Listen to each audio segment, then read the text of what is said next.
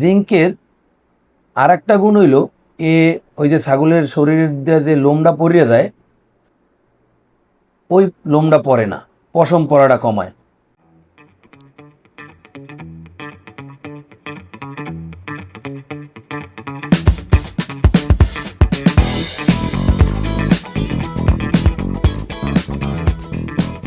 সুপ্রিয় ভাই বোন বন্ধুরা, আসসালামু আলাইকুম। কেমন আছেন সবাই? আল্লাহ, শুরুতেই পড়ে গেলে। তো আমি আজকে ছাগলের জিঙ্ক খাওয়ামু। এটা একটা সিরাপ, ছাগলের শরীরের যে জিঙ্কের ঘাটতি এইটা পূরণ করে। এটা খুবই মজার একটা সিরাপ।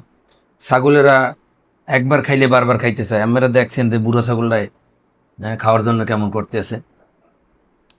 তো জিঙ্ক কেন খাওয়াই, এইটার প্রথম কারণ হইল ছাগলের আমি কৃমির ইঞ্জেকশন দিছি এই বুড়ো তিনডারে।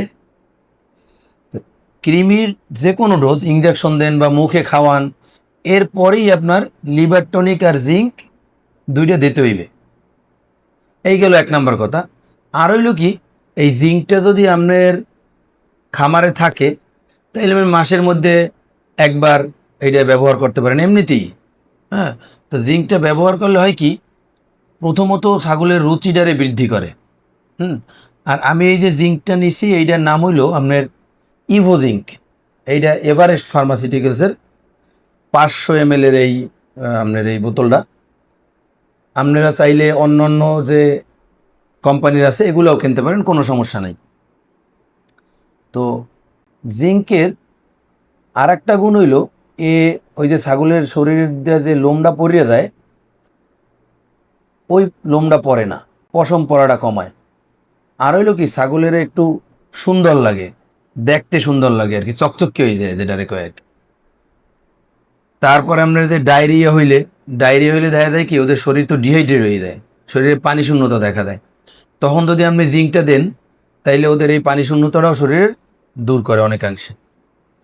তো এটা খাওয়ানোর নিয়ম হলো সাধারণত আপনার বডি ওয়েট অনুযায়ী।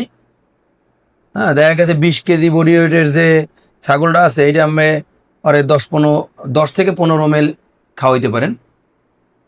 আর এর থেকে যদি ছোটো থাকে তাহলে ওইভাবে ওই হিসাব করে আপনি খাওয়াইবেন।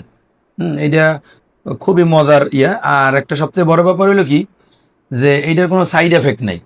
আপনি খাওয়াইতে পারবেন। বেশি পরিমাণ খাওয়াইলে পাতলা পায়খানা হইতে পারে, তাহলে নর্মাল খাওয়াইলে হয়। তা খাওয়ানোর নিয়ম হইলে আপনার 5 থেকে 7 দিন খাওয়াইবেন, কেউ 3 দিনও খাওয়ায়। আমি সাধারণত কৃমির ঔষধ দেওয়ার পরে 5 দিনই খাওয়াই। তো অবশ্যই ফার্মে এইটা রাখবেন যাতে আপনি মাসে একবার করে হইলেও খাওয়াইতে পারেন। আর জাবর কাটা প্রাণীগো, এই যে কোনো ছাগল গরু ভেড়া সবার জন্যই জিঙ্কটা খুবই জরুরি দরকার। তো যাই হোক দর্শক, আজকে এই পর্যন্তই। ভালো থাকবেন। আসসালামু আলাইকুম রহমতুল্লাহ।